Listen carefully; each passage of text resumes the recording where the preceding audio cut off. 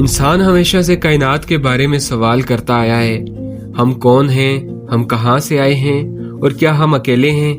قدیم دور سے لے کر آج کے جدید سائنسی زمانے تک انسان نے آسمان کو دیکھ کر مختلف تشریحات کی ہیں۔ کبھی اسے دیوتاؤں کا گھر کہا ہے، کبھی فرشتوں کی دنیا، اور کبھی اسے ایک ایسی جگہ سمجھا گیا جہاں سے کوئی طاقتور مخلوق زمین پر آ سکتی ہے۔ اور یہی وہ جگہ ہے جہاں سے ایک دلچسپ نظریہ جنم لیتا ہے جسے کہا جاتا ہے اینشینٹ ایلین تھیوری۔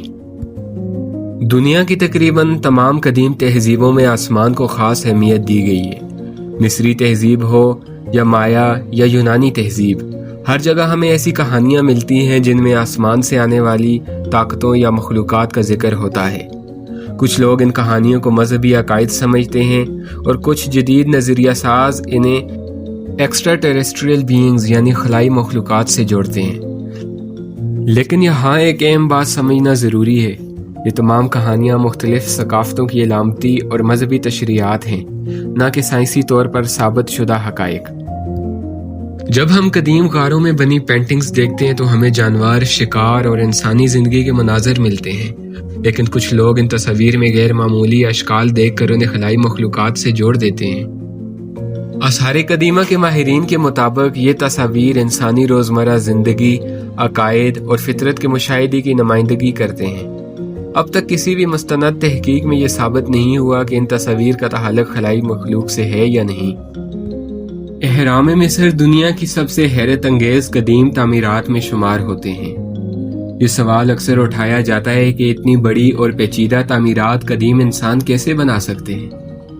کچھ نظریات کے مطابق اس میں کسی بیرونی طاقت کا ہاتھ ہو سکتا ہے، لیکن جدید آثار قدیمہ اور انجینئرنگ تحقیق یہ واضح کرتی ہے کہ اہرام انسانی محنت، ریاضی تجربے اور منظم منصوبہ بندی سے بنائے گئے۔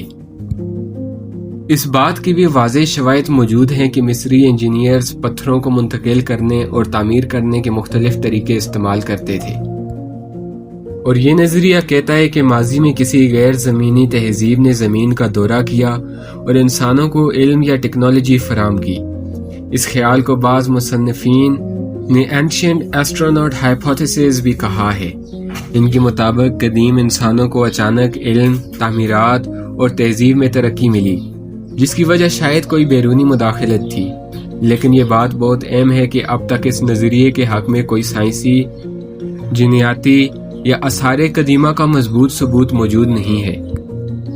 جدید سائنسدانوں اور اداروں جیسے ناسا اور دیگر اسپیس ریسرچ آرگنائزیشن کا موقف یہ ہے کہ کائنات بہت وسیع ہے اور اس میں زندگی کے امکانات موجود ہو سکتے ہیں، لیکن ابھی تک زمین کے علاوہ کسی بھی انٹیلیجنٹ لائف یا خلائی مخلوق کی زمین پر آنے کا کوئی ثبوت نہیں ملا۔ سائنس اس موضوع کو مکمل طور پر رد نہیں کرتی، لیکن اسے ثابت شدہ حقیقت بھی نہیں مانتی۔ آج سائنسدان ہزاروں ایسے سیارے دریافت کر چکے ہیں جو زمین جیسے حالات رکھتے ہیں۔ ان سیاروں کو ایکسو پلینٹ کہا جاتا ہے۔ ریڈیو ٹیلیسکوپس اور جدید خلائی مشنز مسلسل کائنات میں زندگی کے آثار تلاش کر رہے ہیں۔ یہ تحقیق ابھی بھی جاری ہے اور مستقبل میں شاید ہمیں کائنات کے بارے میں بڑے انکشافات مل سکیں۔ سب سے بڑا سوال آج بھی وہی ہے، کیا ہم اس کائنات میں اکیلے ہیں؟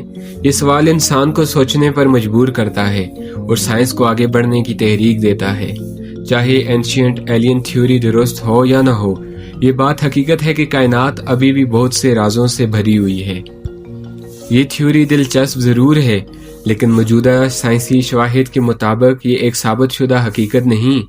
اصل حقیقت یہ ہے کہ انسان ابھی بھی کائنات کو مکمل طور پر سمجھنے سے بہت دور ہے، اور شاید یہی نامعلوم چیزیں ہمیں کائنات کی طرف مزید تحقیق کرنے پر مجبور کرتی رہیں۔